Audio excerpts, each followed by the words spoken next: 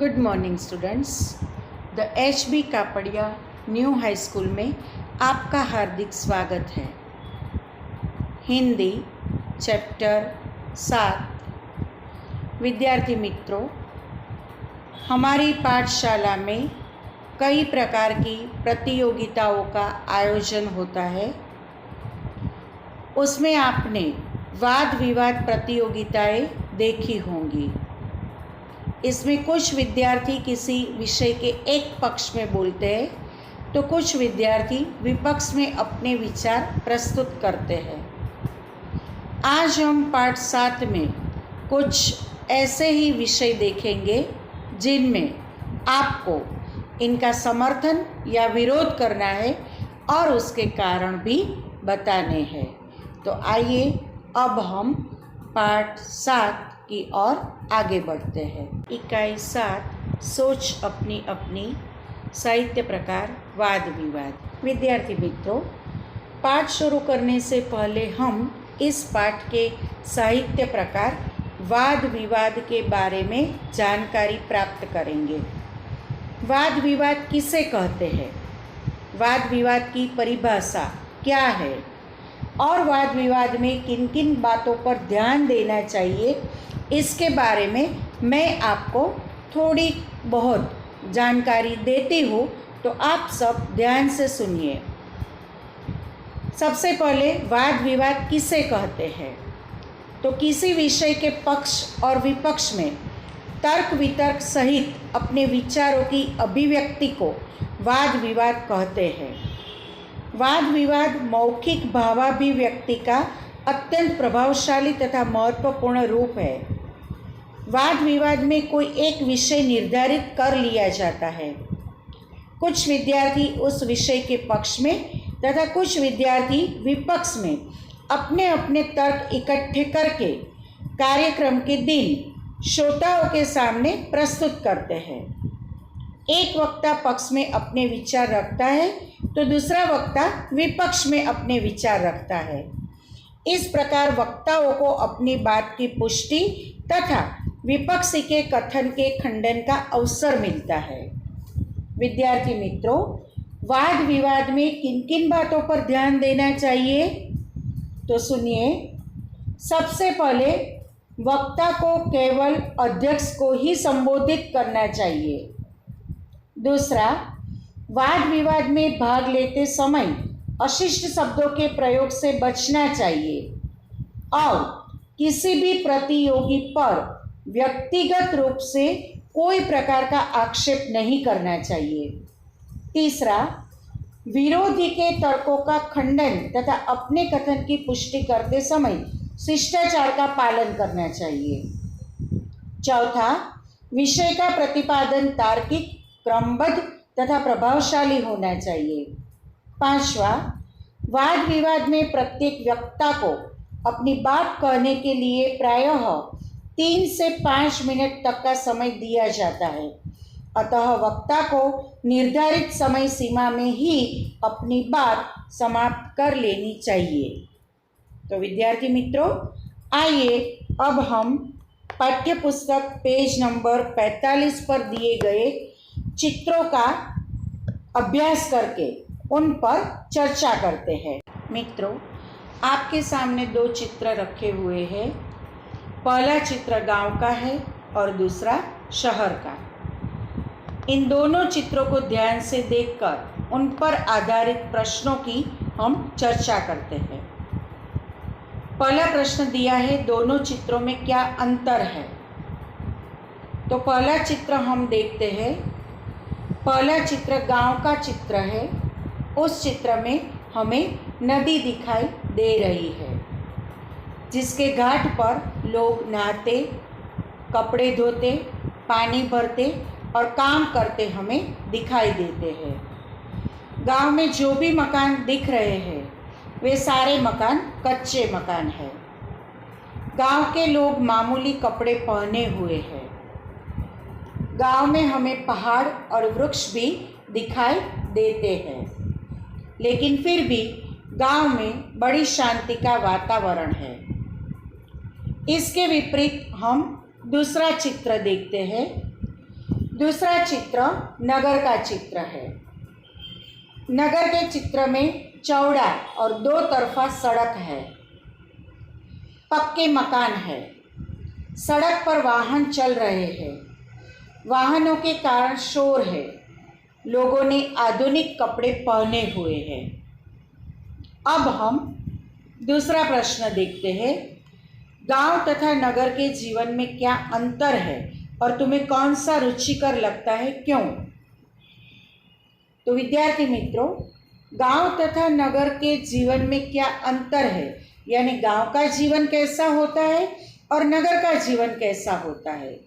सबसे पहले हम इसके बारे में चर्चा करते हैं। गांव के जीवन में बड़ी सादगी और सरलता है। किसी तरह की बनावट और तड़क भड़क नहीं है। लोग सुबह उठते हैं, उगते सूर्य के दर्शन करते हैं और दिल लगाकर अपने अपने काम में लग जाते हैं। नदी कुएं का पानी पीते हैं। अपने ही खेतों में उगाया अनाज तथा ताज़ी सब्जियां खाते हैं। लोग कच्चे घरों में रहते हैं, पर उनका जीवन प्रकृति की बहुत नज़दीक होता है। सूर्यास्त होते ही घर में आकर सबसे मिलते हैं, साथ बैठकर खाना खाते हैं। गांव की बैठक में बड़े बूढ़े मिलते हैं और दिलचस्प चर्चाएं करते हैं। यही है गांव का आनंद और यही है गांव की मस्ती। इसके विपरीत हम शहर का जीवन देखते हैं। शहर के जीवन में तड़क भड़क और बनावट अधिक होती है।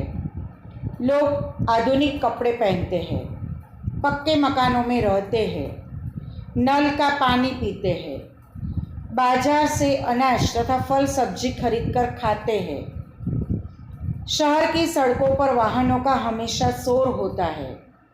लोग दुकानों, बैंकों और दफ्तरों में काम करते हैं। नगर के जीवन में शांति नहीं होती। 24 घंटे अशांति ही अशांति, भागम भाग। लोगों का जीवन प्रकृति की गोद से बहुत दूर होता है। अब कहा गया है कि तुम्हें कौन सा जीवन रुचिकर लगता है, यानी गांव का जीवन या शहर का जीवन। यदि आपको गांव का जीवन रुचिकर लगता है तो आपको इस प्रकार इसे लिखना है। नगर के जीवन में बहुत दोष है, इसलिए मुझे गांव पसंद है। गांव में सरलता है।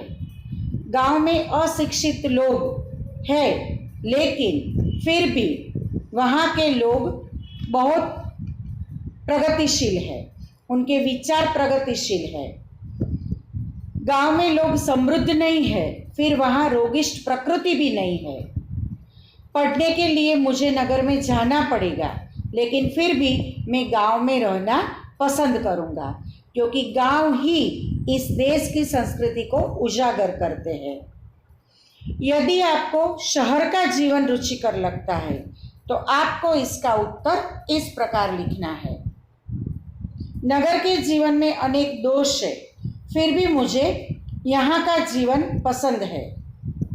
शहर के लोग शिक्षित और प्रगतिशील होते हैं। नगर में अच्छे स्कूल और कॉलेज होते हैं। इनके कारण मनपसंद शैक्षणिक योग्यता प्राप्त की जा सकती है।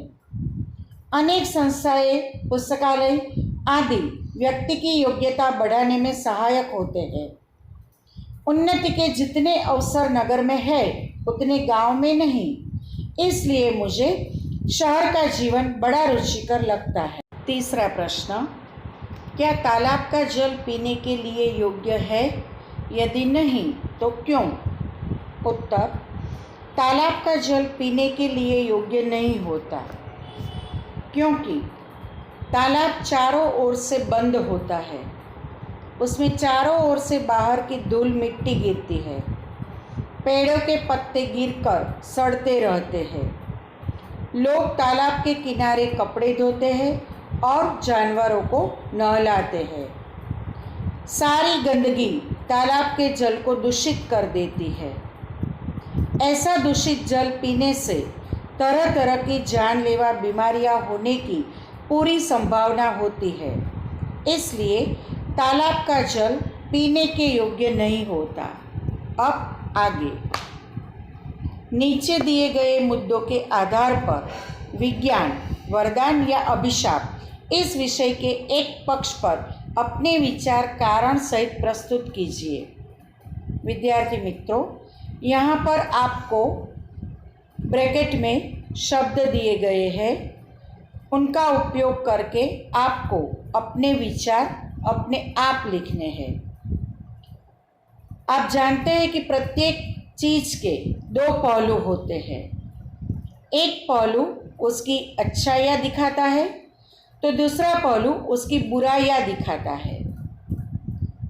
विज्ञान को भी इस कसौटी पर कसे तो सबसे पहले हम उसके अच्छे पहलू हमारे सामने आते हैं।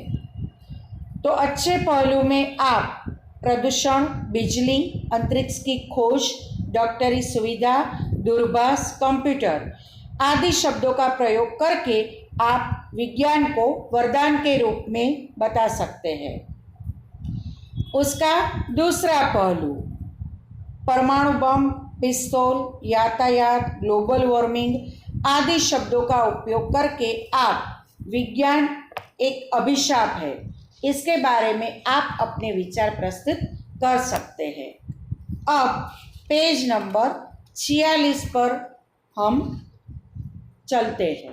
पेज नंबर 46 आपके सामने प्रश्न दिया गया है, कौन शक्तिशाली है, कलम या तलवार? अपने विचार कारण सहित बताइए। विद्यार्थी मित्रों, उसका उत्तर भी आपको अपने आप लिखना है, लेकिन मैं तुम्हारे साथ इसकी थोड़ी बहुत चर्चा करती हूँ, ध्यान से सुनिए। आप जानते हैं कलम लिखने का काम करती है और तलवार गले काटने का काम करती है। कलम के साथ हमारे दिमाग की शक्ति काम करती है और तलवार के साथ हमारी शारीरिक शक्ति काम करती है। कलम के द्वारा साहित्य के विभिन्न प्रकार, कविता, कहानी, उपन्यास, जीवन चरित्र आदि हम लिख सकते हैं। तलवार युद्ध के काम आती है और उसका काम लोगों का खून बहाना है। कलम से समाज में सुख शांति का प्रसार होता है। कलम लोगों के दिल को जीत लेती है, वह बुरों को अच्छा बनाती है। आपने सुना होगा गांधी जी की आत्मकथा ने कितने ही बुरे लोगों को अच्छा बना दिया। व्यास, वाल्मीकि, कालिदास, तुलसीदास आदि सब अपनी कलम के कारण मरकर भी अमर हो गए। दूसरी ओर देखते हैं तो तलवार की ज़रूरत रक्षा करने के लिए होती है, लेकिन वह कम से कम समय तक हमारा साथ देती है और कलम युगों तक हमारा साथ बना रखती है। इसलिए मुझे कलम शक्तिशाली लगती है। अब नीचे दिए गए चित्र को हम देखते हैं और उसके बारे में पढ़ते हैं। यहाँ पर नासा की दूरबीन ने दिखाई पृथ्वी के जन्म जैसी तस्वीरें। 424 प्रकाश वर्ष दूर है नया ग्रह, जो कि बहुत दूर जन्म ले रहा है। इसका चित्र हमें दिया गया है। आइए इसका हम अभ्यास करते हैं। शिकागो हमारे पृथ्वी से 424 प्रकाश वर्ष दूर गर्म गर्द गुआर के बीच धरती जैसा एक ग्रह आकार ग्रहण कर रहा है। वैज्ञानिकों के मुताबिक 1 करोड़ से 1.6 करोड़ वर्ष की उम्र वाले इस ग्रह का सौरमंडल अभी मुश्किल से किशोरावस्था में है, लेकिन जॉन हॉपकिंस यूनिवर्सिटी की एप्लाइड फिजिक्स प्रयोगशाला के मुखिया कैरी सिस्से के मुताबिक यह पृथ्वी जैसे ग्रह के जन्म लेने की बिल्कुल सही अवस्था है। इस सौरमंडल के 2 तारों में से एक के इर्द गिर्द धूल की गहरी रिंग बन गई है।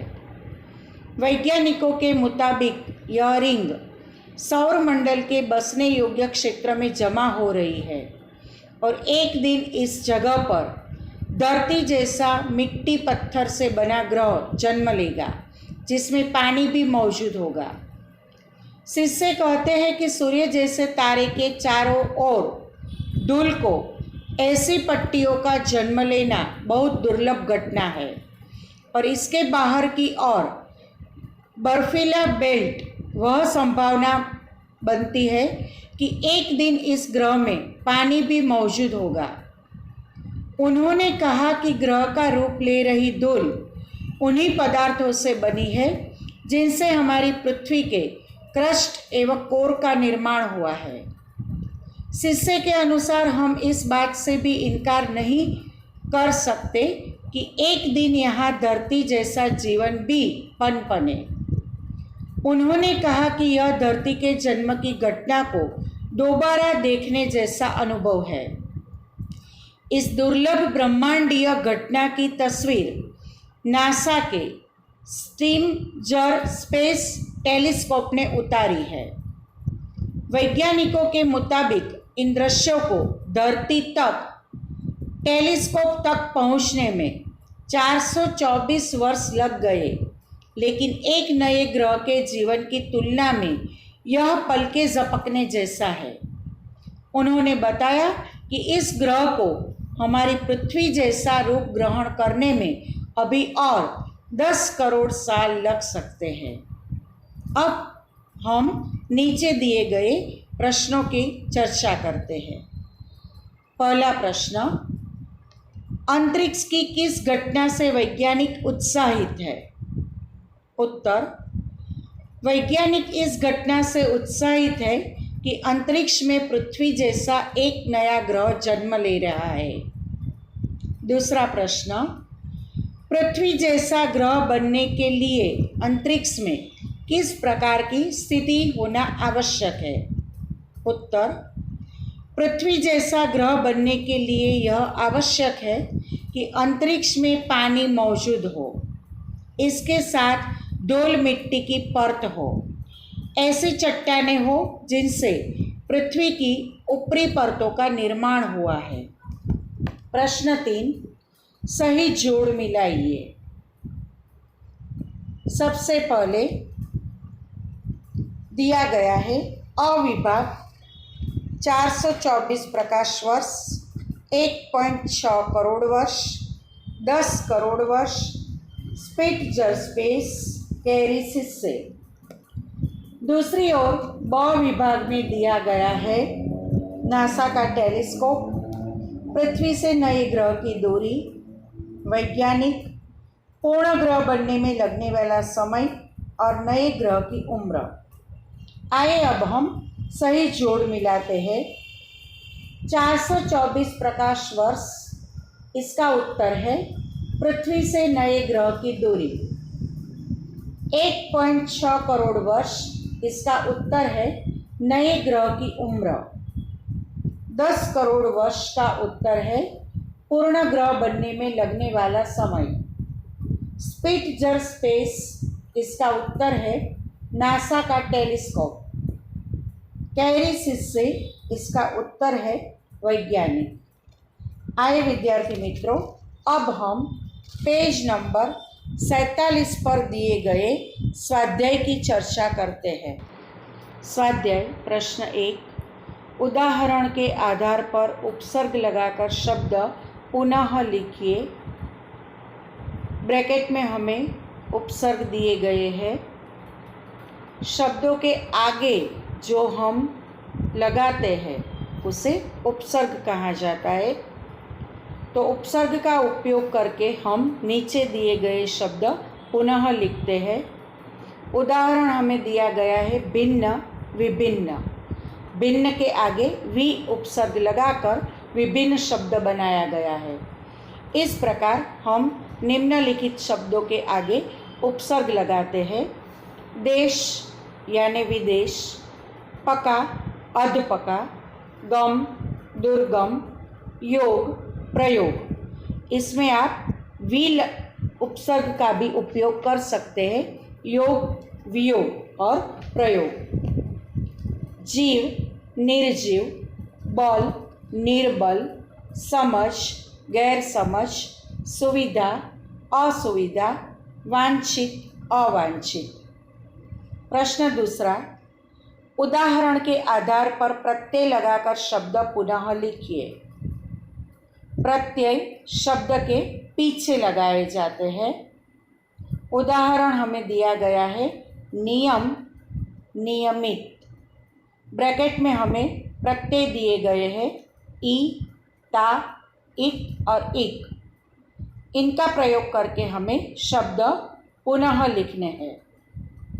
पहला शब्द है विदेश। इसमें ई प्रत्यय लगाते हैं तो विदेशी बनता है। प्रकृति, इसमें हम इक प्रत्यय लगाते हैं तो शब्द बनता है प्राकृतिक। पुत्र के पीछे ई प्रत्यय लगाते हैं तो शब्द बनता है पुत्री। लापरवाह में भी ई प्रत्यय लगाते हैं तो शब्द बनता है लापरवाही। चंचल के पीछे ता प्रत्यय लगाते हैं तो शब्द बनता है चंचलता। यंत्र के पीछे इक प्रत्यय लगाते हैं तो शब्द बनता है यांत्रिक। मानव के पीछे ता प्रत्यय यानी मानवता। हंस के पीछे ई प्रत्यय तो शब्द बनता है हंसी। यहाँ पर मित्रों आपका यह पाठ समाप्त होता है। यदि आपको कोई प्रकार की दिक्कत है तो आप मुझसे बात कर सकते हो। इसके साथ मैं आपको इस पाठ की PDF भेज रही हूँ। आपको इसे CW में लिखना है। Thank you. जय भारत, जय हिंद।